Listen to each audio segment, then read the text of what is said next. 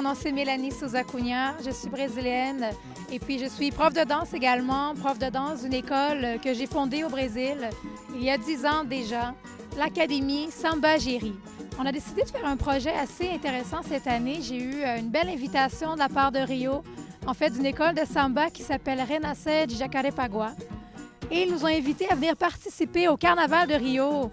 Alors, j'ai été super excitée, j'en ai parlé avec mes étudiantes.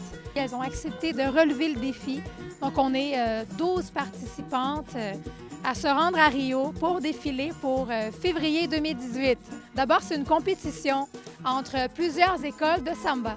Donc, à savoir qu'il y a environ 16 à 17 écoles de samba qui sont classées en 2 catégories. Nous, en fait, on va participer avec le groupe d'accès. Donc, c'est une école qui est représentée par une communauté. Ils sont en compétition l'une contre l'autre. C'est des pratiques durant l'année entière.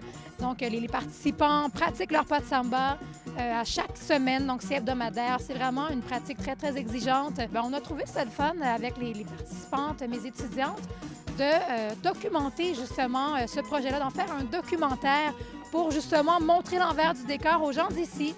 Alors, de montrer l'ampleur de ce carnaval, de ce grand événement. Donc, on va évidemment, on aimerait beaucoup montrer la préparation d'abord des danseurs ici, à Montréal.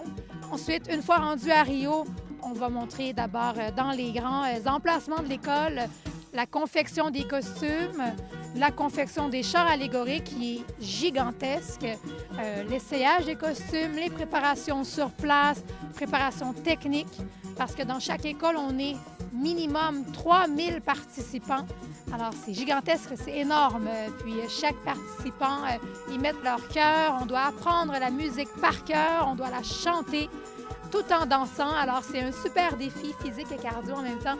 Donc, on a vraiment, vraiment hâte de vous montrer ça. Donc, j'ai trouvé ça intéressant, justement, de documenter l'événement et d'en faire un super documentaire coloré. Donc, pour la réalisation de ce documentaire, j'ai fait des recherches sur Internet pour trouver des personnes qui pouvaient m'aider à concrétiser ce projet-là. Donc, je suis allée sur Facebook. Puis, sur Facebook, il y avait un groupe de personnes spécialisées, vraiment des réalisateurs, de programmes télé et tout. Et j'ai exposé le projet de la Rio et la découverte de ce carnaval et toute cette approche. Puis j'ai eu de très belles surprises. D'ailleurs, j'ai eu un appel positif de la part de Katia, qui est réalisatrice.